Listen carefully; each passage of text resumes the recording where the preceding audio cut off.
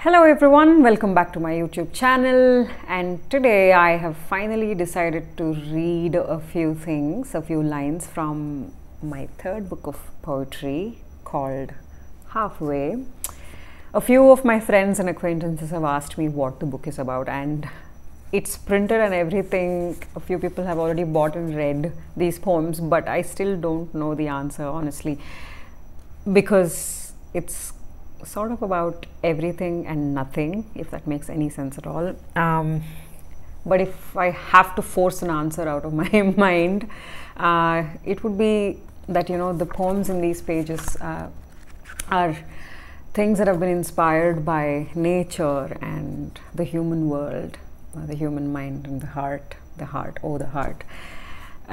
So I guess it's safe to say that these poems, in their entirety, this book in its entirety is about everything human, the more than human, and perhaps everything in between. So yeah, let's start with one of the poems that happened to me in a fit of anger or infuriation. It's titled Ekalavya, so it's on Ekalavya, one of the most haunting characters that anyone who's read anything about will sort of connect to.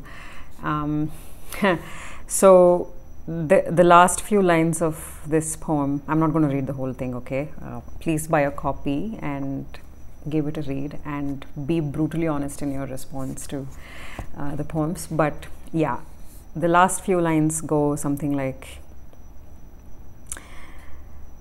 "It is your silence that roars in my chest, and dharma becomes a knot I cannot untie."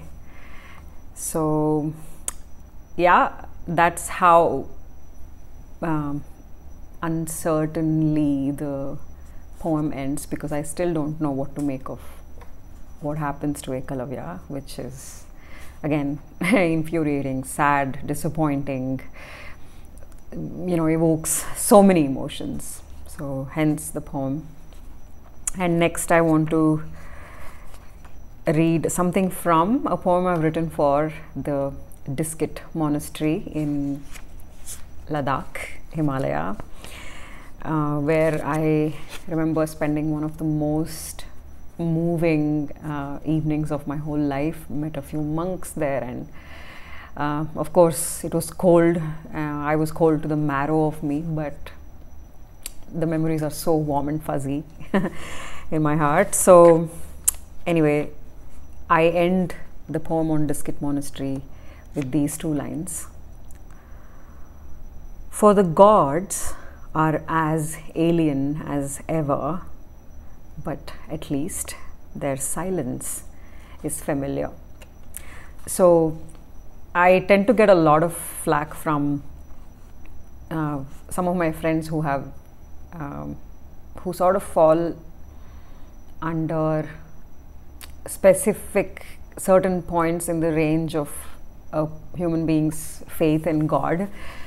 I tend to sort of oscillate between those 2 points. One is people who are blessed with this capacity to just believe in the idea of a God, and there are people who are brazenly atheistic. I don't know, I'm neither. I'm yet to understand my own connection or relationship with this idea of God, and I guess the beauty of the religion that I belong to by birth, Hinduism, apart from all the extreme politically correct debates and any sort of political orientation, left, right, I don't care, I couldn't care less, but I think the beauty of it is that it actually encourages you to question things and seek your own path. That way, let's just say I don't even know how to start on this journey, but this not knowing itself has been a very humbling experience. So that is why when I say the gods are as alien as ever, I hope that I'm not misunderstood, that I'm some sort of an atheist or any kind of labels that we are eager to put on people so that we have them figured out. Because hey, aren't we all just figuring? And Maria Popova just, I think, immortalized that phenomenon, figuring, when she called one of her books Figuring. Shout out to Maria Popova here, by the way, whom I just randomly remember, but I absolutely love. Now, a poem called Divine Obscurity. This happened when I was waiting for my turn to send something to Spain from an India Post outlet in Jayanagara, where I live in Bengaluru. So it was so nice to be lost in that anonymity that a lot of these public spaces, especially in big cities, offer you. And I'm a big fan to just be that blur, to be that backdrop, to just be a lost detail but still there. And that happened on an afternoon when I was in the post office, and a few lines from this poem called Divine Obscurity. For in this collective aloneness is a sacred isolation where masks come off and the eyes grow gentler under graying hair, a divulgement, a liberating erasure in being just another, a liberating erasure in being just another. I'm rambling on and ranting, but this is why we write poems, I guess. They just give that kind of beautiful structure to thoughts that are going astray. Maybe that is why those of us who write. There is a poem on Ahalya which will probably make me sad, so I'm going to move on from that. Yeah, there are a lot of love poems, me being a hopeless romantic and all. So in one of the poems called Bhakti, I write a few lines that go like this. It bubbles up within and pours out of you, spills in spite of you, and you tell yourself again and again, like it were a sacred hymn, you are terrified of your own strength to bear it all,